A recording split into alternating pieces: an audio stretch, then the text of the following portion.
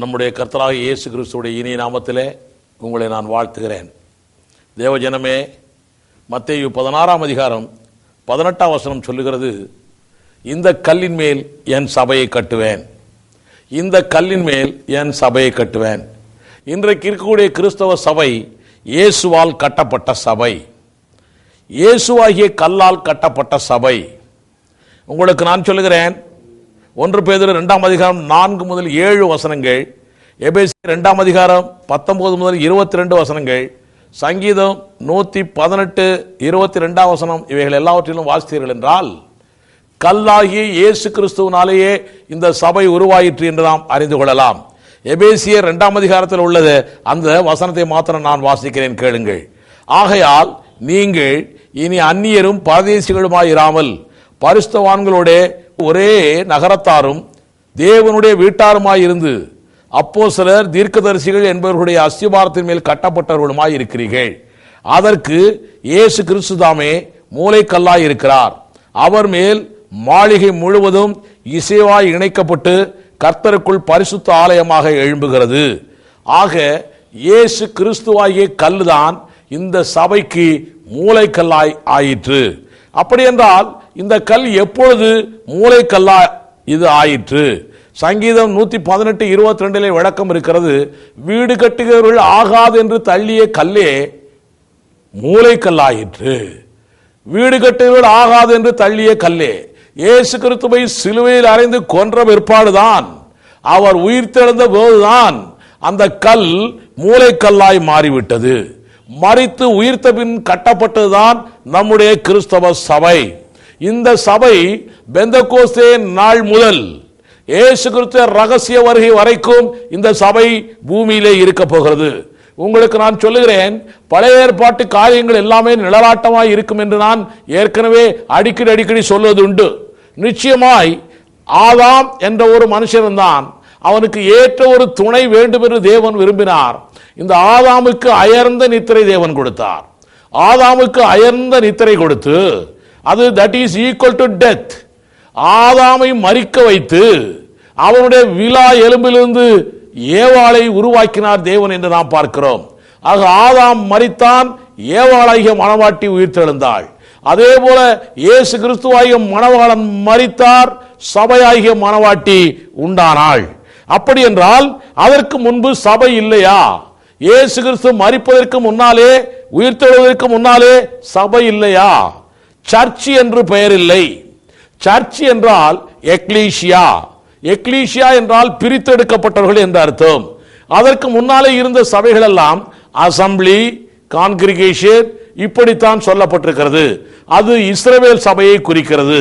கிறிஸ்தவ சபை ஒன்றுக்கு தான் எக்லீசியா, சர்ச் என்று சொல்லப்பட்டிருக்கிறது.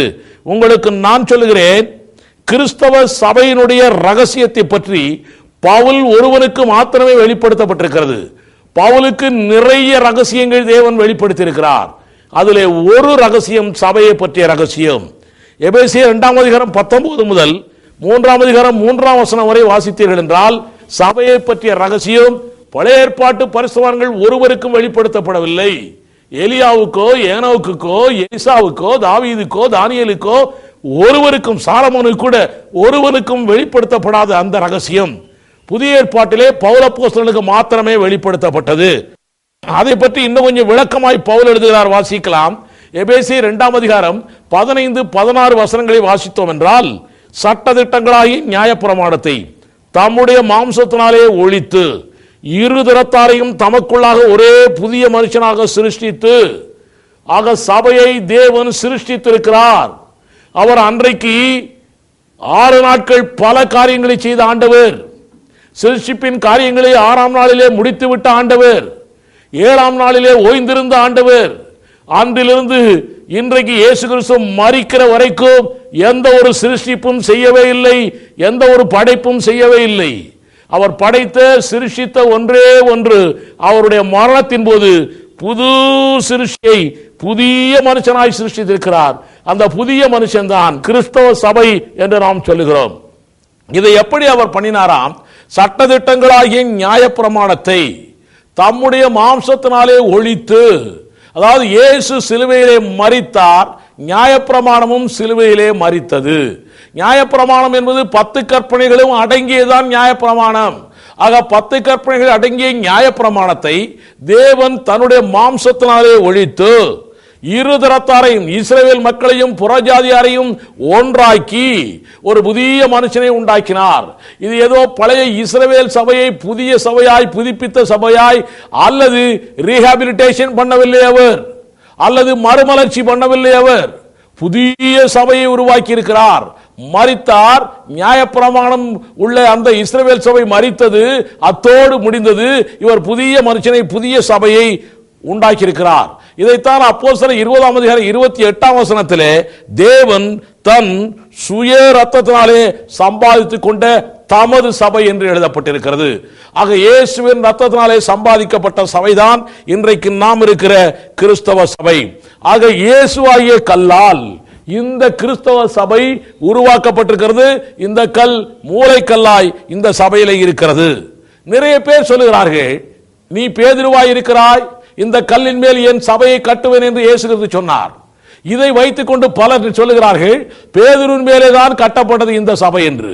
ரோமன் கத்தோலிக்கர் மாத்திரமல்ல, பெந்தகோஸ்தே மக்கள் கூட சொல்லுகிறது உண்டு. நான் உங்களுக்கு சொல்லுகிறேன், பேதுருவை பெட்ராஸ் என்று ஒரிஜினல் லாங்குவேஜில் எழுதப்பட்டிருக்கிறது பேதுருவுக்கு. ஆனால் இங்கே இயேசுவுக்கு பெட்ரா, இந்த கல்லின் மேல், இந்த கல் என்றால் பெட்ரா பாறை, இந்த பாறையின் மேல் நான் கிறிஸ்தவ சபையை உண்டாக்கப் போகிறேன் என்று தேவன் திட்டமும் தெளிவுமாய் சொல்லி இருக்கிறார். அப்படி என்றால் இந்த சபையிலே உறுப்பினர்கள் யார், மெம்பர்ஸ் யார்? இது கேள்வி.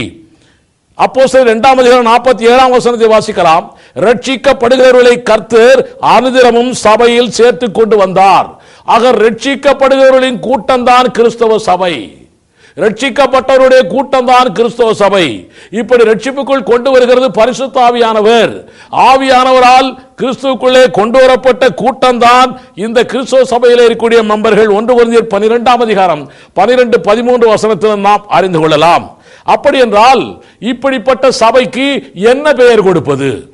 இப்படி இயேசு கிறிஸ்துவாகிய கல்லால் உருவாக்கப்பட்ட இந்த சபைக்கு, புதிதாய் சிருஷ்டிக்கப்பட்ட இந்த சபைக்கு என்ன பெயர் கொடுப்பது? இது ஒரு கேள்வி. ரோமர் 16:16 எழுதப்பட்டிருக்கிறது, கிறிஸ்துவின் சபையார் உங்களை வாழ்த்துகிறார்கள் என்று எழுதப்பட்டிருக்கிறது. இதை வைத்து ஒரு சில சபையார் கிறிஸ்துவின் சபை என்று பெயர் வைத்தால் தான் கிறிஸ்தவ சபை, மற்றபடி வேற நீ எந்த பேர், ஏஜி என்றோ ஏசிஏ என்றோ ஏஎஃப்டி என்றோ விடுதலை கிறிஸ்துவின் சபை என்றோ நீ என்ன பெயர் வைத்தாலும் அதற்கு பெயர் கிறிஸ்தவ சபையே இல்லை என்று அவர்கள் சொல்லிக் கொண்டிருக்கிறார்கள். நான் உங்களுக்கு சொல்லுகிறேன், அவர்களும் இந்த காரியங்களை அவர்களுக்கும் சொல்லுங்கள். பெயர் வைத்தால் தான் கிறிஸ்தவ சபையா என்பதை பற்றி நான் ஒரு சில காரியங்களை உங்களுக்கு நான் சொல்ல போகிறேன். வெளிப்படுத்தல் 2:3 வாசித்தோம் என்றால் 7 விதமான சபைகளை பற்றி எழுதப்பட்டிருக்கிறது. இந்த 7 விதமான சபைகள் எபேசு சபை, பெருகமு சபை, தியேத்ரா சபை, பிலதெல்பியா சபை, இப்படி பலதரப்பட்ட சபைகள் சொல்லப்பட்டிருக்கிறது. இந்த சபைகள் எல்லாம் கிறிஸ்தவ சபை என்று பெயர் அல்ல. இந்த சபைகள் எல்லாம் அந்த ஊரை, அந்த ஊரினுடைய பெயரை வைத்து சொல்லப்பட்டிருக்கிற சபை. அப்படியானால் அந்த 7 சபைகளும் கிறிஸ்தவ சபைகள் இல்லையா? 1 கொரிந்தியர் 1:2, 10:33 இதிலெல்லாம் வாசித்தீர்கள் என்றால் தேவனுடைய சபை என்று எழுதப்பட்டிருக்கிறது. அப்படி என்றால் தேவனுடைய சபை என்றால் அது கிறிஸ்தவ சபை இல்லையா? தேவனுடைய சபைகள் என்று 2 தெசலோனிக்கேயர் 4 எழுதப்பட்டிருக்கிறது.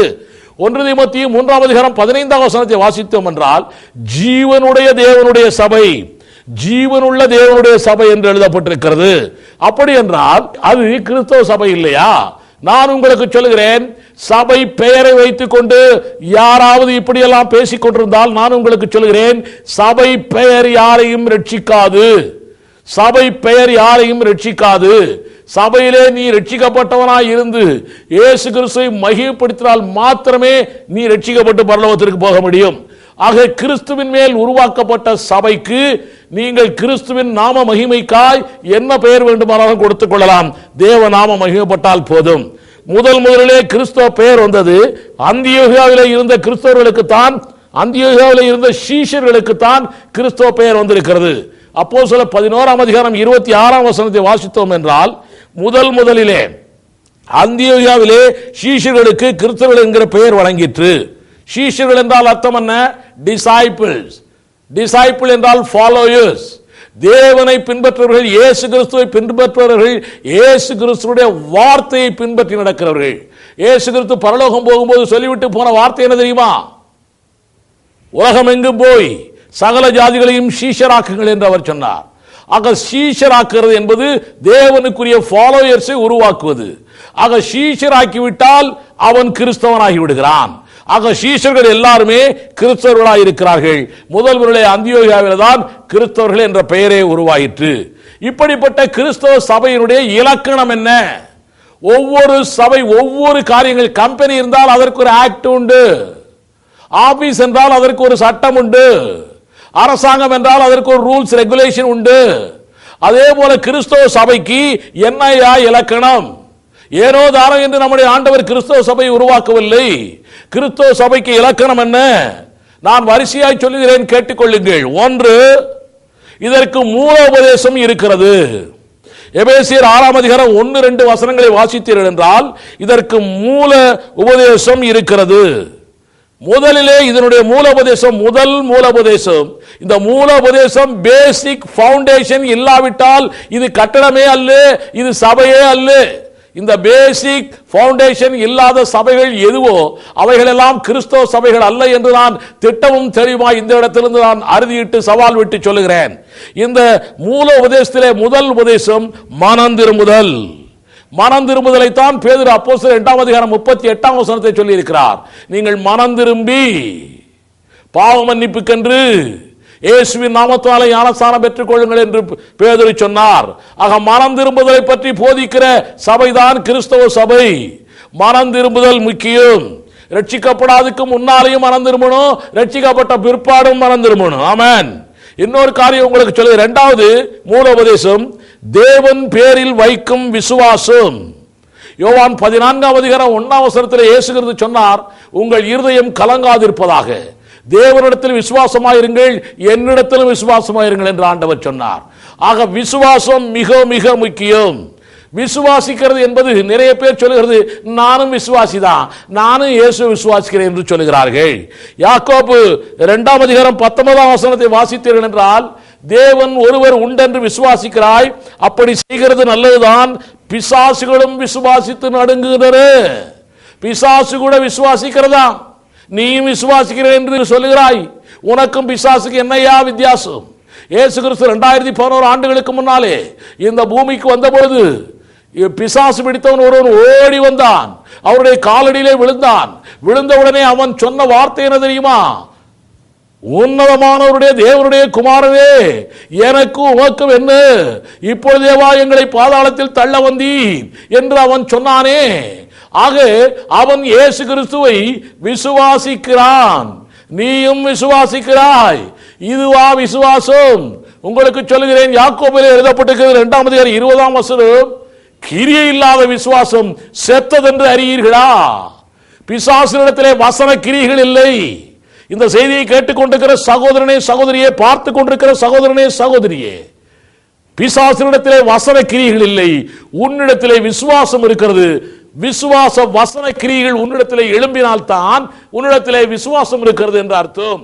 தேவன் பேரில் விசுவாசம் இருக்கக்கூடிய சபைதான் விசுவாசம் உள்ள சபை. அந்த சபைதான் கிறிஸ்தவ சபை. மூன்றாவது காரியம், ஸ்நானங்களுக்கு அடுத்த உபதேசம். ஸ்நானங்கள் என்று புளூரல்லே போடப்பட்டிருக்கிறது. ஸ்நானங்கள் நம்ம எல்லாருக்கும் தெரிந்து ஒரே ஞானஸ்நானம் என்றுதான் படித்திருக்கிறோம். ஆனால் இங்கே எபிரேயர் 6ஆம் அதிகாரம் 1-2 வசனங்களிலே ஸ்நானங்களுக்கு அடுத்த உபதேசம் என்று எழுதப்பட்டிருக்கிறது. ஸ்நானங்கள் 3 வகைப்படுகிறது. நம்முடைய தேவன் எப்படி ஒரே தேவன் 3 ஆத்மாவாய் இருக்கிறாரோ, ஒரே மனிதனாகிய நாம் எப்படி ஆவி ஆத்மா சரீரம் என்று 3ஆய் இருக்கிறோமோ, அதே போல ஒரே ஞானஸ்நானம் 3 பிரிவுகளாய் இருக்கிறது. ஒன்று கிறிஸ்துவுக்குள்ளான ஞானஸ்நானம், அதுதான் ரட்சிப்பு, ஆவியானவர் நடத்துகிறது. இரண்டாவது ஜலத்தினாலே ஞானஸ்நானம், இது ஊழியக்காரர்கள் செய்கிறது. மூன்றாவது ஆவியினாலும் அக்கினியினாலும் ஞானஸ்நானம், இது இயேசு கிறிஸ்து செய்கிறது, ஆவியானவரை கொண்டு செய்கிற காரியங்கள். ஆக தேவனுடைய பிள்ளைகளே, உங்களுக்கு நான் சொல்கிறேன், இந்த ஸ்நானங்களை பற்றிய உபதேசங்கள் எங்கே இருக்கிறதோ அந்த சபைதான் கிறிஸ்தவ சபை. உங்களுக்கு ஒரு காரியம் சொல்லுகிறேன், இயேசு கிறிஸ்து வாழ்ந்த பொழுது நிறைய பேருக்கு இயேசு கிறிஸ்து பழைய ஏற்பாட்டை சார்ந்தவர் என்று நிறைய பேருக்கு தெரிய மாட்டேங்குது. இயேசு கிறிஸ்து பழைய ஏற்பாட்டை சார்ந்தவர். அப்பொழுது நிக்கோதேமு என்பவன் ராத்திரியிலே வந்து இயேசுவிடம் கேட்கிறான், பரலோகத்துக்கு போகிறதுக்கு எப்படி என்று சொல்லும் பொழுது அவர் சொல்லுகிறார், மறுபடியும் பிறக்க வேண்டும் என்கிறார். மறுபடியும் பிறக்கிறது எப்படி என்று கேட்டால், ஜலத்தினாலும் ஆவியினாலும் பிறக்க வேண்டும் என்கிறார். ஜலத்தினாலும் ஆவியினாலும் பிறக்கிறது என்பது தண்ணீர் ஞானஸ்நானம் என்று நிறைய பேர் பிரசங்கித்துக் கொண்டிருக்கிறார்கள். பரிசுத்தாவியை பெற்று அந்நிய பாஷை அடையாளத்தோடு பரிசுத்தாவியை பெறுவது என்று பிரசங்கித்துக் கொண்டிருக்கிறார்கள். நான் உங்களுக்கு சொல்கிறேன், ஒருவன் ரட்சிக்கப்பட்டு விட்டான் என்று வைத்துக் கொள்வோம். அந்த ஆளுக்கு அவங்க சர்ச்சு பாஸ்டர் தண்ணீர் ஞானஸ்நானம் கொடுக்காவிட்டால் அவர் பரலோகத்திற்கு போக மாட்டாரா? அவர் அந்நிய பாஷை அடையாளத்தோடு பரிசுத்தாவியை பெறாவிட்டால் அவர் பரலோகத்திற்கு போக மாட்டாரா? சிந்தியுங்கள். உங்களுக்கு கேட்கிறேன், நிக்கோதேமுவிடம் இப்படி ஜலத்தினால் ஞானஸ்நானம் எடுத்தால்தான், தண்ணீருக்குள்ளே ஞானஸ்நானம் எடுத்தால்தான் பரலோகத்துக்கு போவான் என்று இயேசு கிறிஸ்து சொன்னார் என்றால் அதை நிக்கோதேமு எதிர்க்கவே இல்லை. அப்படி என்றால் நிக்கோதேமுக்கு முன்னாலே இருந்த பிதாக்கள் ஆபிரகாம், ஈசாக்கு, யாக்கோபு, தாவீது, தானியேல் போன்றவர்கள் எல்லாம் தண்ணீருக்குள்ளே ஞானஸ்நானம் எடுத்தார்களா? இல்லையே. அப்படி என்றால் அவர்கள் எல்லாம் பரலோகத்திற்கு போக மாட்டார்களா? இப்படி ஒரு கேள்வி நிக்கோதேமு கேட்கவில்லையே. காரணம் என்ன? அவனுடைய அர்த்தம் அதல்ல. அந்த அர்த்தம் நிக்கோதேமுக்கு புரிந்திருக்கிறது. ஜலம் என்றால் தேவனுடைய வார்த்தை. ஜீவ வார்த்தையினாலே பரிசுத்த ஆவியானவரை கொண்டு உன்னுடைய ஆவியிலே மறுபடியும் பிறக்க வேண்டும். இப்படி பிறக்கிற அனுபவம் தான் ரட்சிப்பின் அனுபவம். இதுதான் கிறிஸ்துவுக்குள்ளான ஞானஸ்தானம், கிறிஸ்துவாகிய வார்த்தைக்குள்ளான ஞானஸ்தானம். இது பழைய ஏற்பாட்டு மக்களுக்கும் உண்டு, புதிய ஏற்பாட்டு மக்களுக்கும் உண்டு. ஆக இந்த கிறிஸ்துவுக்குள்ளான ஞானஸ்தானம் தான் முதல் ஞானஸ்தானம். இரண்டாவது ஞானஸ்தானம் தான் தண்ணீருக்குள்ளான ஞானஸ்தானம். நீங்களும் நானும் ரட்சிக்கப்பட்டிருக்கிறோம், பாவத்திற்கு மரித்து நீதிக்கு பிழைத்திருக்கிறோம் என்பதை உலகத்திற்கு சாட்சியாய் காட்டுவதற்காய் இந்த ஞானஸ்தானம் கொடுக்கப்படுகிறது. மாத்திரமல்ல, நிச்சயமாய் தேவனோடு நல்மனச்சாட்சி ஒரு உடன்படிக்கையாய் இருக்கிறது. இது ஆக உடன்படிக்கைக்காய் இந்த ஞானஸ்தானம் கொடுக்கப்படுகிறது.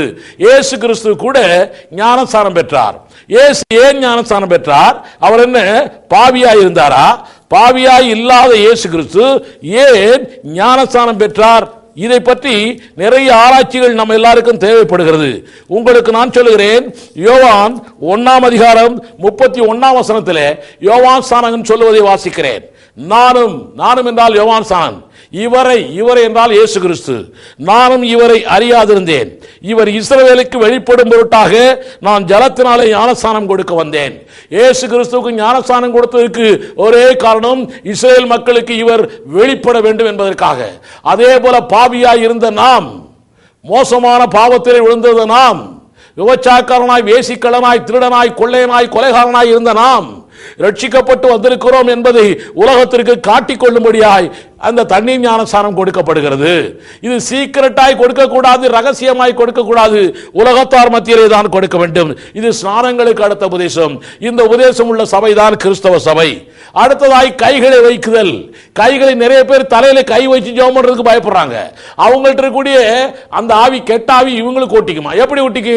உன்னிடத்தில் கூடிய ஆவியானவர் பெரியவராய் இருந்தால், உலகத்தில் இருக்கிறவரை காட்டிலும் எனக்குள் இருக்கிறவர் பெரியவர் என்ற ஒரு உணர்வு இருந்தால் எப்படி அது உனக்கு ஒட்டிக்கொள்ளும்? தலையிலே கை வைக்க வேண்டும் என்பது தேவனுடைய திட்டம், அடிப்படை உபதேசம், மூல உபதேசம்.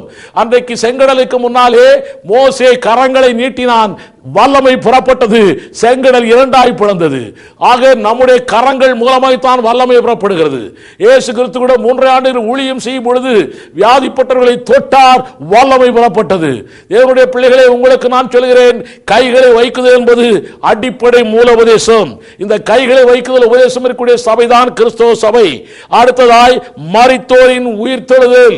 மரித்தோர் உயிர்த்தெழுதல் 2 வகையாய் இருக்கிறது. ஒன்று முதலாம் உயிர்த்தெழுதல். முதலாம் உயிர்த்தெழுதலிலே பங்கு பெறுகிறவன் பாக்கியவானாயிருக்கிறான், பரிசுத்தவானாயிருக்கிறான்.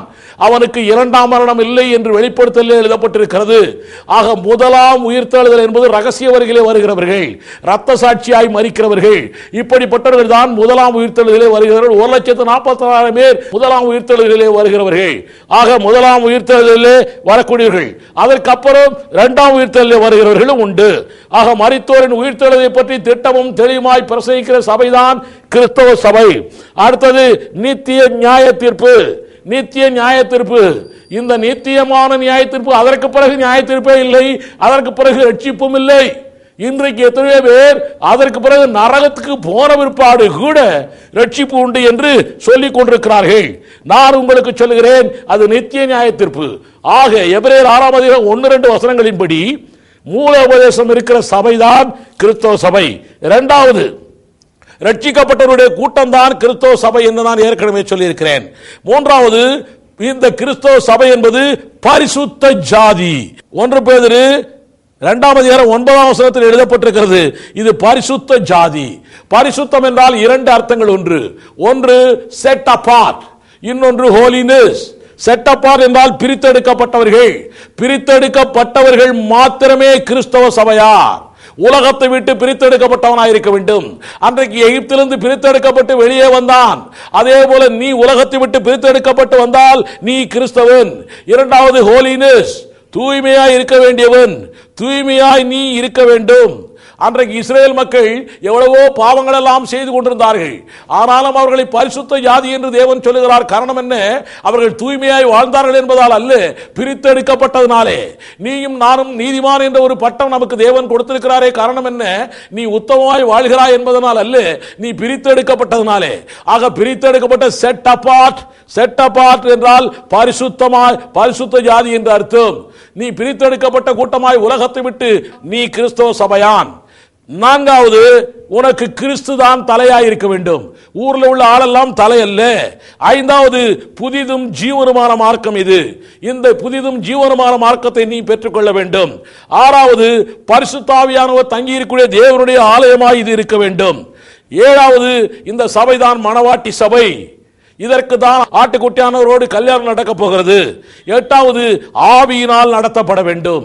பரிசுத்த ஆவியானவர் கொடுக்கிற வசனத்தின்படியே நீ நடக்க வேண்டும். நம்ம எல்லாரும் ஜெபித்த பிறகு இயேசுவின் நாமத்தில் ஜெபிக்கிறேன், ஜெபம் கேளு நல்ல பிதாவே என்று சொல்லிவிட்டு மறுபடியும் இன்னொரு ஜெபம் எல்லாரும் சொல்வார்கள். என் ஆத்மாவே கர்த்தரை ஸ்தோத்திரி, என் முழு உள்ளமே அவருடைய பரிசுநாமத்தை ஸ்தோத்திரி, என் ஆத்மாவே கர்த்தரை ஸ்தோத்திரி என்று சொல்லுவார்கள். உங்களுக்கு நான் சொல்லுகிறேன், இப்படிப்பட்ட ஜெபம் எதற்கு என்று தெரியுமா? நிறைய பேருக்கு தெரியாது. ஏதோ தாத்தா சொன்னார், பாட்டி சொன்னார், பாஸ்டர் சொன்னார் என்று சொல்லிக் கொண்டிருக்கிறார்கள். உங்களுக்கு சொல்கிறேன், என் ஆத்மாவே கர்த்தரை ஸ்தோத்திரி என்று ஆத்மாவுக்கு யாரோ ஒருவன் கட்டளை கொடுக்கிறான். யாரவன்? அதுதான் ஆவி. அதுவரைக்கும் தேவனோடு தொடர்பு கொண்டிருந்த ஆவி ஆத்மாவை கட்டளை கொடுக்கிறது, என் ஆத்மாவே கர்த்தரை ஸ்தோத்திரி. ஆவியிலே எழுதப்பட்ட வார்த்தையின்படியே கர்த்தரை ஆத்மா துதிக்க வேண்டும். ஆத்மா இந்த வார்த்தைப்படியே சரீரத்திற்கு சொல்ல வேண்டும்.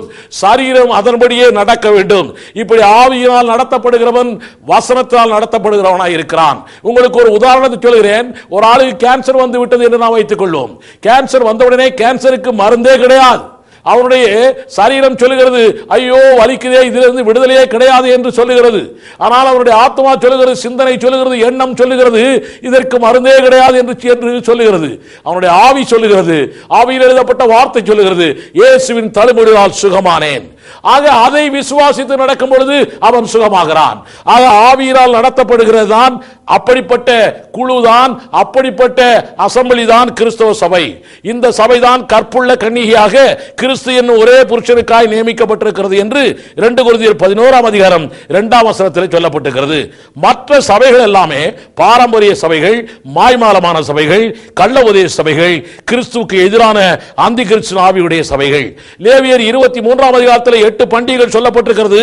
இந்த 8 பண்டிகைகளும் கிறிஸ்துவுக்கு நிழலாட்டம் என்று கொலோசியர் 2ஆம் அதிகாரம் 16-17 சொல்லப்பட்டிருக்கிறது. இந்த நிழலாட்டமான பண்டிகைகள் நிஜமாகிய இயேசு கிறிஸ்துவை குறிக்கிறது. இயேசு கிறிஸ்து வந்த பிற்பாடு நிழலை இன்னும் ஆசரிக்கிற சபைகள் முதலாம் வருகையை அவர்கள் எதிர்க்கிறவர்கள், முதலாம் வருகையை விசுவாசிக்காதவர்கள், அது சபைகளே அல்ல. நிறைய பேர் பஸ்கா பண்டிகை, ஓய்வு நாள் பண்டிகை, அறுப்பின் பண்டிகை, சேர்ப்பின் பண்டிகை, பெந்தெகோஸ்தே நாள் பண்டிகை, இப்படி பல பண்டிகைகளை கொண்டாடி கொண்டு முதலாம் வருகையை அவமதிக்கிற அந்த சபைகள் எல்லாம் கிறிஸ்தவ சபைகள் அல்ல. உங்களுக்கு நான் சொல்லுகிறேன், குழந்தைக்கு ஞானஸ்நானம் கொடுக்கிற சபைகள் உண்டு. குழந்தைக்கு ஞானஸ்நானம் கொடுக்கிறது மனம் திரும்பி பாவ மன்னிப்புக்கு ஞானஸ்நானம் பெற வேண்டும் என்பதுதான் தேவ சட்டம். மனம் திரும்பாமல் குழந்தையை கொடுத்தால் இயேசு கிறிஸ்துவின் மரணத்தையும் உயிர்த்தெழுதலையும் ஆமோதிக்கிற சபை அது. ஆக குழந்தை ஞானஸ்தானம் கொடுக்கிற சபைகள் எல்லாம் கிறிஸ்தவ சபை அல்ல. ஆசாரியத்துவம் மாற்றப்பட்டது என்று எபிரேயர் 7ஆம் அதிகாரத்திலே திட்டமும் தெளிவுமாய் எழுதப்பட்டிருக்கிறது. ஆனால் அதனால் தான் இயேசு கிறிஸ்து லேவியர் குலத்திலிருந்து வராமல் யூதா குலத்திலிருந்து ஆசாரியாய் மாறினார். ஆனால் இன்னும் பல சபைகளிலே இது பலிபீடம், இது ஆசாரிய உடைகள், இது தூப கலசங்கள் என்றெல்லாம் வைத்துக் கொண்டிருக்கிறார்கள். அதெல்லாம் கிறிஸ்தவ சபை அல்ல. இன்னும் நிறைய சபைகளிலே விக்கிரக ஆராதனை இருக்கிறது. விக்கிரக ஆராதனை, இயேசு கிறிஸ்துவின் படத்தை போட்டுக் கொண்டிருக்கிறார்கள். தேவன் சொல்லியிருக்கிறார், உருவத்தை உண்டாக்க வேண்டாம், நமஸ்கரிக்க வேண்டாம் என்று தேவன் சொல்லியிருக்கிறார். டிராக்ஸ், பத்திரிகை, வசன போர்டு எல்லாவற்றிலுமே போடப்பட்டிருக்கிறது. இயேசுடைய படம் யாருடைய படம்? அது ஏதோ ஒரு நடிகரை வைத்து ஒரு படம் வரைந்திருக்கிறார்கள், அவ்வளவுதான். இந்த படத்தை இயேசு என்று சொல்லி உருவத்தை வணங்குகிற சபைகள் எல்லாம் சபைகள் அல்ல. சிலுவையை புனித சின்னமாய் கருதி கொண்டு, சிலுவை புனித சின்னமாம், இயேசுவின் ரத்தம் சிலுவையிலே சொட்டு சொட்டாய் சொட்டப்பட்டதாம், அதனாலே அந்த சிலுவை புனிதமாய் மாறிட்டாம். நான் உங்களை கேட்கிறேன், இயேசுடைய சரீரம் தொங்கப்பட்ட அந்த சிலுவை மரம், இந்த மரத்தை புனிதமாக்க இயேசு வரவில்லை. மனிதனாய் ஜீவனாய் இருக்கக்கூடிய உன்னை புனிதமாக்க இயேசுவின் ரத்தம் சிந்தப்பட்டது. அதனாலே நிச்சயமாய் இந்த மரத்தினாலே ஒன்றுமில்லை. அந்த மரம் புனித சின்னம் அல்ல. இதை கழுத்திலே தொங்க விடுகிறார்கள், நெற்றியிலே விடுகிறார்கள், பரிசுத்த ஆவியானவருக்கு புறா வடிவம் கொடுக்கிறார்கள், இயேசுவுக்கு ஓல்டு மேன் என்பதை போல படங்கள் எல்லாம் கொடுத்துக் கொண்டிருக்கிறார்கள். இப்படியாய் விக்கிரக ஆராதனை செய்கிற சபைகள் எல்லாம் கிறிஸ்தவ சபைகள் அல்ல. ஆக இந்த செய்தியை கேட்டுக்கொண்டிருக்கிற சகோதரனே, சகோதரியே, நிச்சயமாக இயேசு கிறிஸ்துவின் மேலே கட்டப்பட்ட, இயேசு கிறிஸ்துவின் ரத்தத்தினாலே சம்பாதிக்கப்பட்ட சபைதான் உண்மையான கிறிஸ்தவ சபை என்றுதான் உங்களுக்கு சொல்லுகிறேன். நீங்கள் அதை விசுவாசியுங்கள், வசனத்தின் மூலமாய் மற்றவர்களுக்கும் சொல்லுங்கள். கர்த்தர் உங்களை ஆசீர்வதிப்பாராக. இந்த செய்தியினால் நீங்கள் ஆசீர்வதிக்கப்பட்டிருப்பீர்கள் என்று நம்புகிறோம். இது கடைசி காலத்தில் உள்ள உங்களுக்காக. இது குறித்த உங்கள் கேள்விகளை, சந்தேகங்களை உடனடியாக எங்களுக்கு அனுப்புங்கள். மாதம் மாதம் வெளிவரும் விசுவாச முழக்கம் பத்திரிகையில் விளக்கம் அளிக்கப்படும். இயேசுவின் வருகை தாமதமானால் மீண்டும் சந்திப்போம். மாரநாதா. இயேசுவை அறியா மக்கள் தொகையை பாரு, இதற்காய்தானே உன்னையும் என்னையும் அழைத்தாரு. உன்னையும் என்னையும் அழைத்தாரு.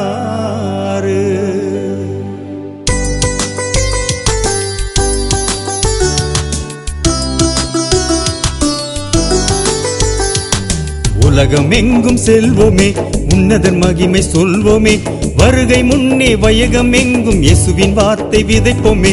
உலகம் எங்கும் செல்வோமே, உன்னதர் மகிமை சொல்வோமே, வருகை முன்னே வயகம் எங்கும் இயேசுவின் வார்த்தை விதைப்போமே.